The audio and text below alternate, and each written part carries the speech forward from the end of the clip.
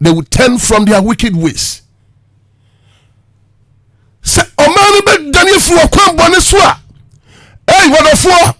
akwan bi a wonam so so betia sanwo afiri hu a wo be hu nyame yam onyam sabre mu no kasai won ba bi a wote won ba bi a wonam suo no so wo kwa hefa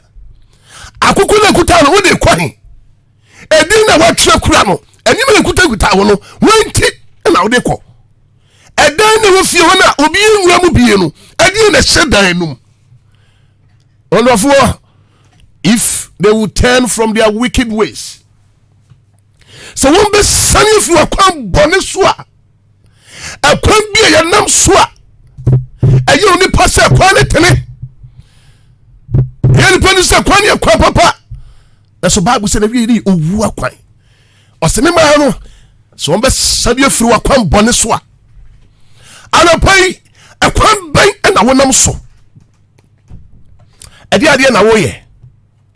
ada no kra se ukokuma ase no no kra ukofa ne mano pa eni ma na akofa na udru kuma ase ankasa ade pa na kokoye de kuta wo na ehya wontuma mu no a umpese obia be hunu ayade udru kwase na so a wote aso dem otumfo nyankopon ohu yamabo amen otumfo nyankopon ohu yamabo amen a Christopher was me mayi wo bo mi din wo wonso edin beda wo so se wo ye Kristo ni wo ye ogedi ni enti se din nunti wo hia se wo benya ahobrase wo hia se wo betini abompaye wo hia se wo bese fi wakwan bone so adenti na obi betini na bakwa jisika edi na beba no obi betini fa bribi edini mi abone esanse onsusu onwene ho enye wono odofo kwan ben na wonam so eya enima ben na kweka bubamu no se ebuno nsia eya die na ya woye no se ade sa ana wa wuro ho ana wo kwasie ho no ye na kwaya de wo ho buku na ya okinkana na donko na die na wam yey edana wo kuma wo ati na komu no edana wo wura ma ati na wura mu no edana wo wura mu atade no de saw dan na ni na wo hye na kire no edie na wadan num wakwan bone kwan bia wonam so no Bible say e kwan bone me de mentimi kan kira wo onim so fro Kristo ni ufro wo jidini anyame din da uso ile mami odofo uhia se obese fi akwan bia wonam so a entene wo nyame yanim it says the Bible say ekwan bi wo ho a eyi ni panu say ye kwantene ne nanso na wiye no ya na ye owu akwan odofo ohu yambo amen afei de toso nan wasenta se won ba hwehwe mi nyame yanim si ebe hwehwe urade a sister so be Yakobua atiri kwan ya so be tuwa na mo wanyame asamu a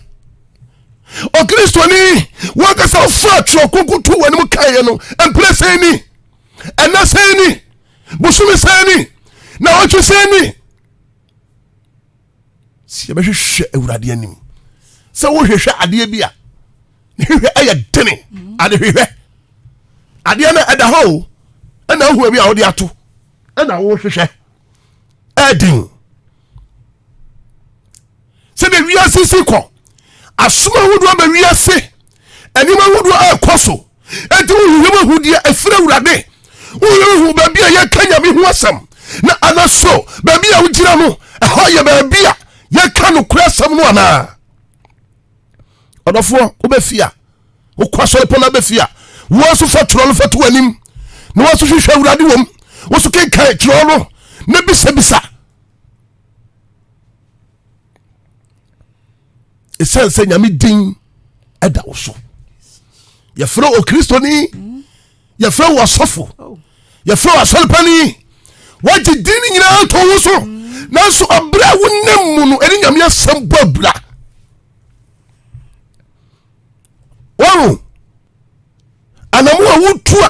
comfortanti wo se wa brabo enkoyie wo se de bi ekekania ma bi ho so wo se wa fu aho wo se wo da na ho twetwe eti wadwun ye so obi da ye obribi dabi eye wakasa wo ne yoy anu sunu ban na ko fasa o ham no edi abrɛw awurade ohu ya mabo amen o se me maye wo bu mi din wo won sunu bebre ohu ase yes ebe bom paye ebe sefu akwambo no so na so ba hwanu nyame animu a o awurade o se me firi suru matie wo mpaebo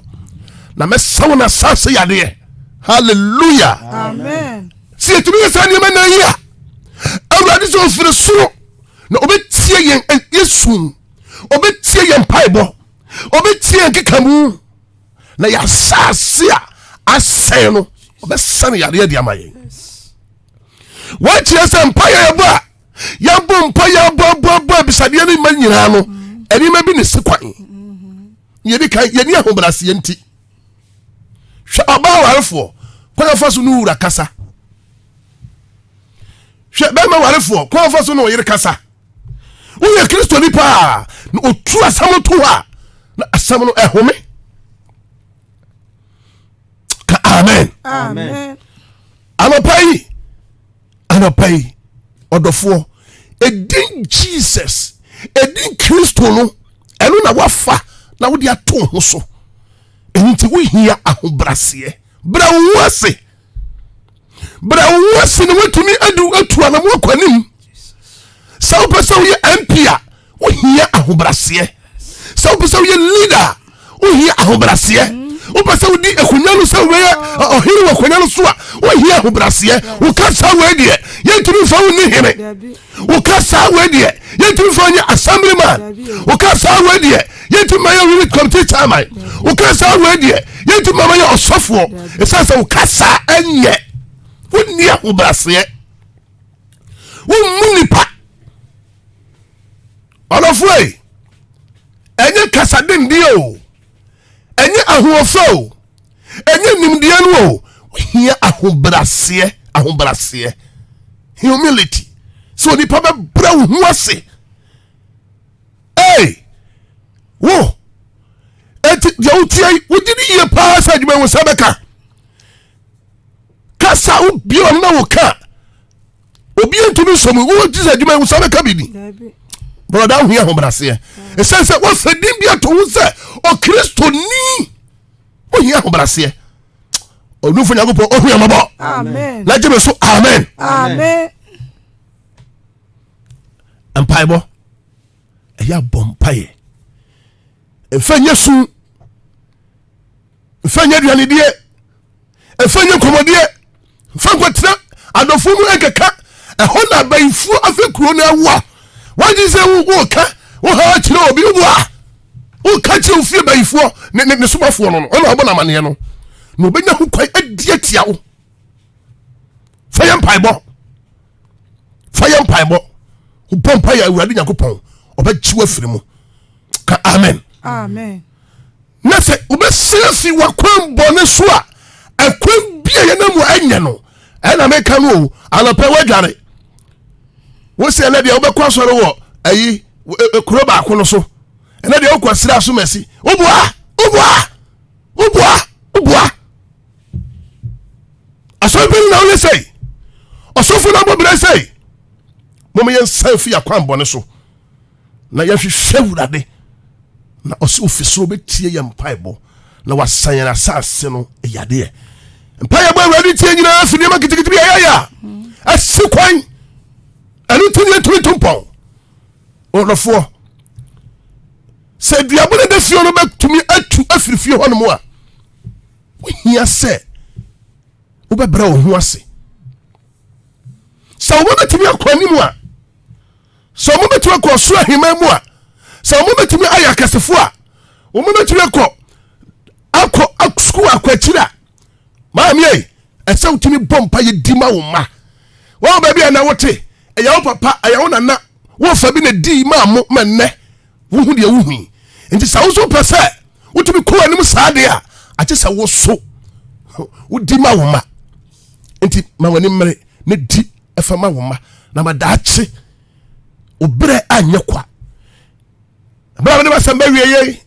masam nyina ne sɛ ɔma yɛ nyame din da wɔn so no sɛ wɔbɛbrɛ wɔn ho ase ɔbɛbɔ mpaeɛ ɔbɛsɛ firi akwanbɔ no so na sɛ wɔhwehwɛ awurade anim a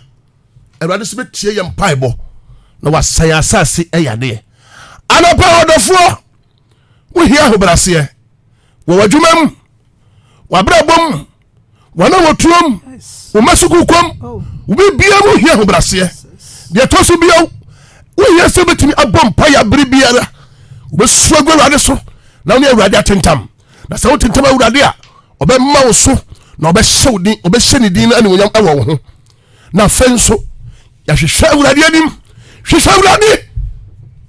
ɛnya wo pɛ ma wiase ma borɔnsam fa wo no mu hwehwɛ awurade akyi kwan na deɛ ɛtɔ so nan yɛnsan fi ɛkwan bi a ɛnam so a ɛnsɛm fata akwan bɔne biara no yɛnsan yɛn ho firi so na awurade bɛgye yɛn anɔpɛ awurade nyankopɔn kaa ho anɔpɛ ɔnom na ɔnhyɛ wɔ animuonyam ɛwɔ yesu kristo din mu ma yɛnka amen sɛdeɛ mekaeɛ no yɛda 12 apostles church wodu abena se wofa gya ha kwan no so a baabi a kootaa bɛpem pɛpɛɛpɛ bohu asɔre fie kɛseɛ wɔ hɔ woduru hɔ no mu a ɛnɛ kwasie yɛne wobɛbom na yɛasom awurade ɛfiada a yɛda so a ɛyɛ mpaebɔ kɛseɛ paa ɛfiada ɛne ɛyɛ susumdwuma gye nnipa firi ɔhaw mu wɔne ɛyɛ bɔ ndua wɔne ɛyɛ to wanduro obi a wahohono a dɔkta reject no wode no bɛdu mpaebɔ fie hɔ a wobɛhu nyame nsa nyame ano onyam nyame kɛseyɛ a ɛda adi yɛto nsa frɛ ɔdɔfoɔ ɔhaw bɛ na wom abusua no anim bi dam aduabɔ bi dam ɔhaw bi dam a moakyiakyia wo nyama bi fa woduru abrase gallery garden mu hɔ no mu a onyankopɔn bɛgye wo saa nso na woduru ɔdan kwanta gyanam bepɔ no so hɔ no mu a onyame wɔtumi woduru hɔ no mu a wobɛakɔto ma me sɔfo wɔ hɔ ɔhaw bi a wode baabi a ɔno bɛbɔ mpaeɛ na ɔno bɛkyɛ nyame asɛm na nyame ne onyam bɛda adi ɛberɛ yɛ sɛ bemede nɔma no ɛto dwa na sɛ wohie a wofrɛ tam bia wo sa bɛka yɛn ɔsɔfoɔ wo so ɛnɔmbani 0246 37 4997 0246 37 4997 ana 0556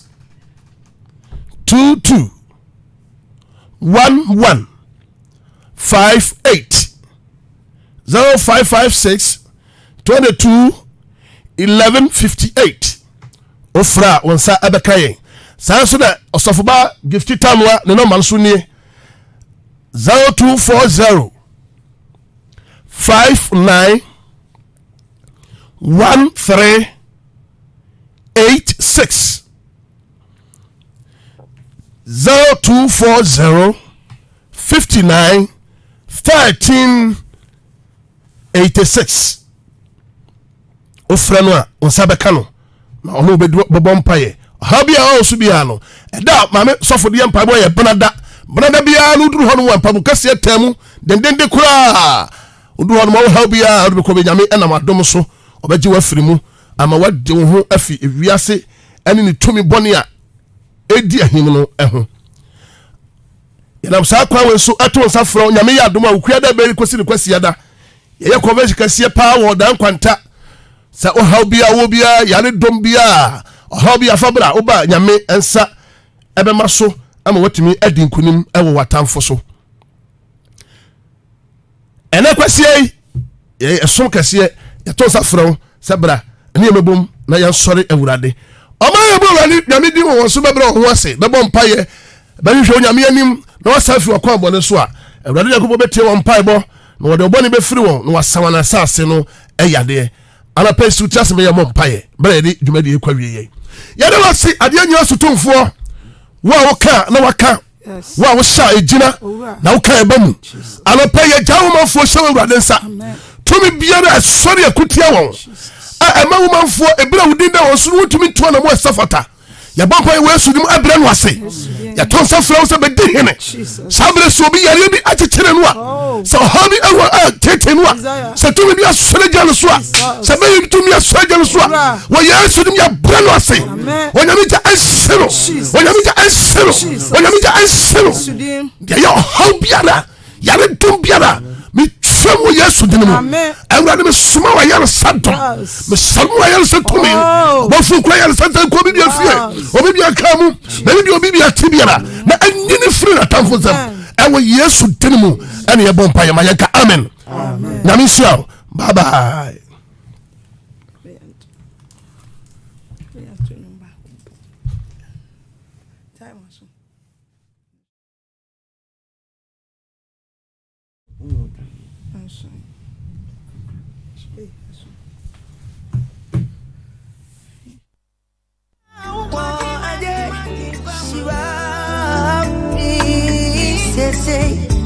Obi ama